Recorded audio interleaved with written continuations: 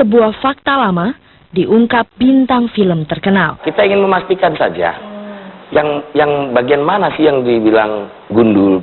Hutan mendadak jadi kawasan terlarang. Kenapa kok banyak sekali rental di Pekanbaru? Ya, kena kejadian semalam itu. Kayaknya udah 2 kali ini kejadian itu. Dikuasai mereka yang meraup uang. Karena duit mereka sudah banyak tertanam di sini. Di belantara kaya raya. Tapi jangan lupa, Tesonilo itu tergolong taman nasional yang terkaya di dunia, memiliki flora. Benteng terakhir, satwa asli Sumatera.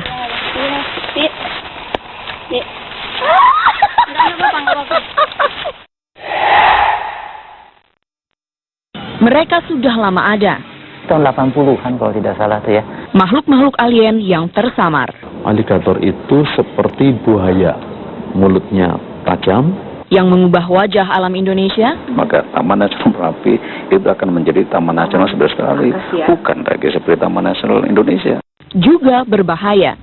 Kalau cuma seekor dia tidak akan. Tapi kalau sudah bergerombol, kita nyemplung, kaki kita, daging kita hilang, tinggal tinggal tulangnya. Halo, kita jumpa lagi dalam 360 edisi khusus hari ini.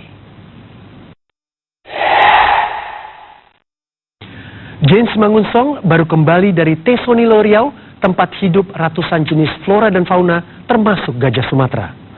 Kondisi Taman Nasional inilah yang membuat aktor Amerika Serikat, Duta Internasional untuk Perubahan Iklim Harrison Ford bersih tegang dengan Menteri Kehutanan Zulkifli Hasan pekan lalu. Bintang film Indiana Jones ini berang melihat puluhan ribu hektar hutan telah beralih fungsi, dirambah dan dibakar. Dari penelusuran James, perusakan ini sebenarnya sudah lama terjadi. Tapi ketika sebuah fakta lama diungkap seorang aktor terkenal seperti Harrison Ford, kondisinya menjadi tak sama lagi. Dan pemirsa, inilah penelusuran James Mangunsong.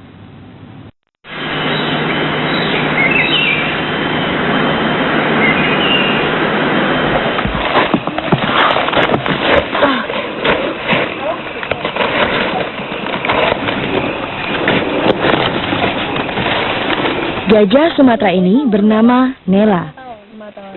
Saya bertemu dengannya di habitatnya di Tesonilo, Riau.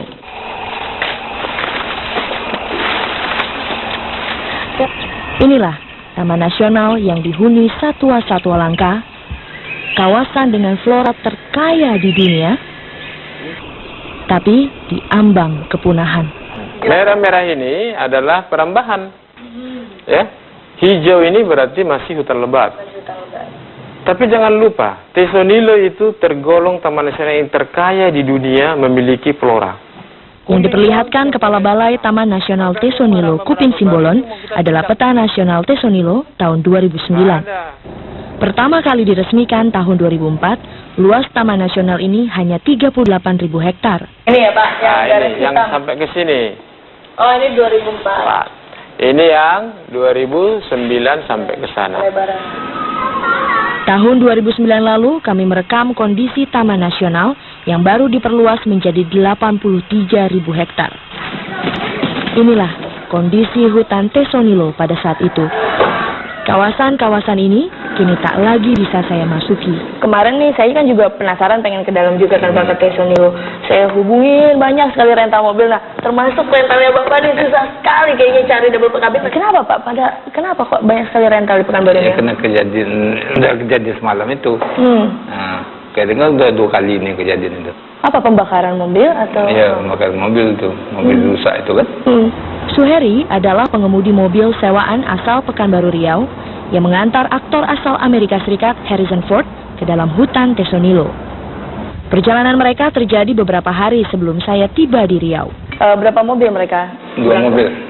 2 mobil? Iya. Oh, itu Bapak yang bawa mereka? Iya. Kemana aja tuh Pak mereka? Dalamnya lokasi Taman Safari itu aja. Kami ngantar sampai Taman Safari itu aja. Dia orangnya ke dalam nih, mobil air kan ya. Berapa lama mereka di dalam itu Bapak nungguin mereka, bawa mereka? 1 hari kan. Di Tesonilo, Harrison Ford membuat film dokumenter tentang perubahan iklim, Years of Living Dangerously. Tapi kunjungan ini berujung perseteruan dengan Menteri Kehutanan Zulkifli Hasan. Sang aktor film Indiana Jones berang melihat Taman Nasional yang kritis. Seperti kondisi yang saya lihat ini. masih kawasan Tesonilo ya? Tesonilo ya. Iya, dan kita lagi mau melihat wilayah yang sudah Yang ditanami sama masyarakat ya. Oh, tanami sawit. Masyarakat ada sebagian ya. Oh, kita menyebutnya itu perambahan ya? Ya, dulunya berambah. Dulu ini kan masih ada tanaman hutannya ini kan. Oh, dan ini sebenarnya tempat gajah juga untuk Lintasan gajah juga. Gajah ya? Saya akhirnya bisa masuk ke dalam hutan ditemani staf Taman Nasional Tesonilo, Killer Silaban. Iya, dipegang apanya. Staf. Ini Oke. tanggung. Aku terjebak. Oke. Ini. Ah, ini. Yang tebal-tebal ya, Itu Pak? pijak yang ininya, akar-akar ininya. Akar-akarnya ya? Ya ini ya. Dia nih. Nah, karena ini lintasan gajah karena kotorannya masih ada kan. Ini. Lintasan gajah dan Ini kotorannya. gajah. Oh, ini kotoran gajah. Ini. Hah. Oh, itu. Oke, saya tadi menginjak itu seperti ini. Wilayah yang saya injak ini hanyalah sebagian kecil kawasan hutan yang kritis karena perambahan, pembakaran, dan pembalakan liar, juga beralih fungsi. Aksi pengerusakan yang sebenarnya sudah berlangsung selama bertahun-tahun. Kalau kita menyimpulkan dari hasil udara, memang perambahan ini sudah dimulai dari 7 tahun yang lalu mungkin. Karena memang hutan itu sudah gundul, khusus untuk yang ada di daerah TNTN sisi bagian barat. Itu yang parah. Kalau sisi bagian timur masih bagus terlindungi.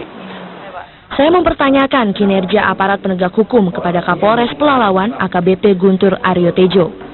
Mengapa butuh waktu begitu lama untuk mengatasi pengerusakan ini?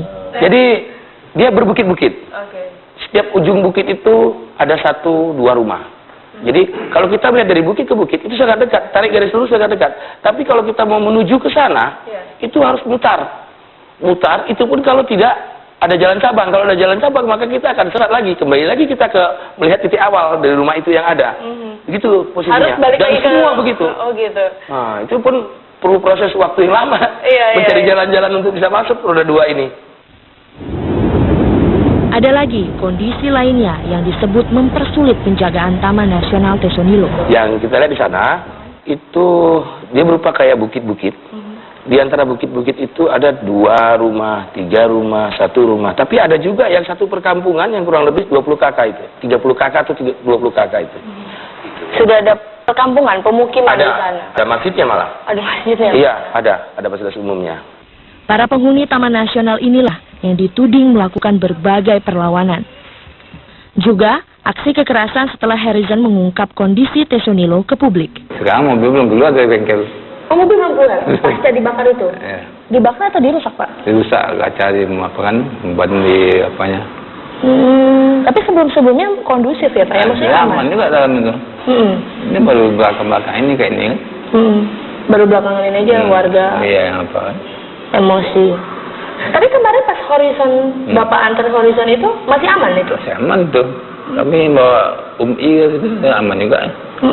Warga nggak gimana? Nggak ada. Ada perlawanan. Nah, tapi mereka ini memang yang juga menempati atau meninggali Taman Nasional Tesonilo ya kan, Pak ya? ada sebagian. Sebagian. Ada sebagian dan itu sudah penduduknya sudah 12 ribuan. Ribuan warga ini menghuni Tesonilo sejak puluhan tahun lalu. Hingga kini mereka tak juga direlokasi meski mendiami kawasan yang menjadi Taman Nasional. Iya, karena kita menyampaikan waktu itu dengan masyarakat, kenapa tinggal sini? Ya kami mau tinggal di mana lagi, Pak? Anda tahu nih kalau ini daerah kawasan hutan, mana saya tahu, Pak? Kami udah lama tinggal di sini. Loh ini kawasan hutan, saya bilang. Anda harus segera pindah dari sini. Nanti petugas yang datang dari pusat, dari Pekanbaru, akan mengusir Bapak. Ya kalau bisa jangan begitu, Pak. Kami ajalah ngomong semua warga. Gitu. Bagaimana caranya nih? Itulah makanya saya sampaikan, bagusnya direlokasi. Bertahun-tahun lamanya, Tesonilo menjadi hutan tempat meraup keuntungan. Dari kayu yang dirambah dengan liar, gajah yang dibunuh dengan kejam, juga lahan yang dijual dengan ilegal.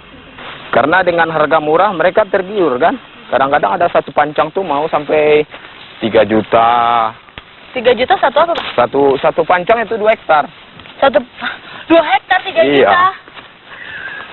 Iya, orang kan tergiur kan untuk ini. Nah ini kayu balak yang setiap hari lewat, apakah ini yang dimaksud oleh Horizon Report itu? Karena ini adalah kayu RAPP. Ini setiap hari apa bolak-balik. Setelah sang Indiana Jones datang, patroli semakin gencar dilakukan. Yang kita datangi kemarin bisa sampai di sini saja. Nah, ini TKP ya, yang kayu lok yang kita tangkap. Yang tangkap ya Pak ya? Iya, ini TKP-nya. Kemudian kita coba masuk lagi ke dalam desa ini. Tapi sebelumnya kita menggunakan helikopter dulu. Untuk memantau dari udara, seperti apa? Gitu ya. Menggunakan helikopter dulu, supaya kita tahu juga jalan masuknya lewat mana, dengan titik koordinat itu. Berapa panjang sini ya? Berapa serinya sudah sampai turun? Sekitar 80. Sekitar 80. Ada sejumlah orang yang ditangkap dan dinyatakan sebagai tersangka. Jadi dalam kasus ini abang peranannya sebagai apa nih? Supir. Tapi abang tahu nggak kalau misalnya ternyata pasir batunya itu ibaratnya bermasalah lah atau sebenarnya itu bagian dari illegal logging gitu dan sebagainya? Tahu. Bisa diupah berapa bang? Diupah 250. 250.000. Bawa kemana aja tuh bang? Bawa ke Terataan. Terataan tuh di Terata Bulu. Oh. Baru sekali terus ketangkap gitu. Iya. Baru sekali itu gimana ceritanya kok bisa disuruh iniin seling itu? Iya, minta kerjaan sama sopir. Oh, minta kerjaan sama supir.